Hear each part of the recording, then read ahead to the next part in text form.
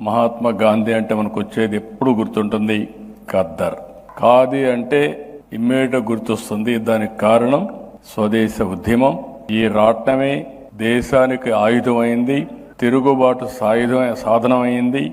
కడాన మనకు స్వాతంత్రాన్ని తెచ్చిపెట్టే మహత్తర కార్యక్రమానికి ప్రధానమైన కారణం ఈ ఖాదీ రాట్నం అని చెప్పి కూడా నేను మీకు తెలియజేస్తున్న ఒక స్ఫూర్తినిచ్చి ముందుకు పోయాం.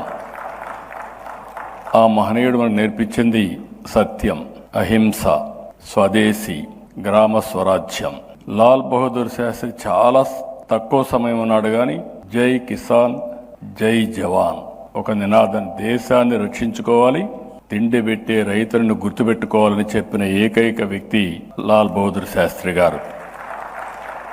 అలాంటి మహనీయులకి నివాళులర్పిస్తూ ఈరోజు మనం సమావేశమైంది ఒక స్ఫూర్తిని నింపడానికి. భవిష్యత్తులో ఏ విధంగా ఈ స్వదేశీ ఉద్యమం నాకు ఏమాత్రం లేదు. సంత అనగానే మనకు అందరికీ జ్ఞాపకం ఉంటుంది పాత రోజులు. ఊర్లో తయారయ్యే వస్తువులు, అవసరమైన వస్తువులన్నీ సంతకు తీసుకొస్తాం. వారానికి ఒక రోజు ఆ సంతకు పోయి అన్ని వస్తువులు కొనుక్కుంటాం. అది ఆ రోజు మార్కెట్ వ్యవస్థ.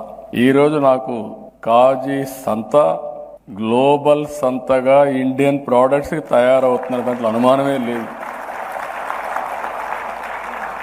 ఇప్పటికే ఆ దిశగా మనం ముందుకు పోతున్నాం.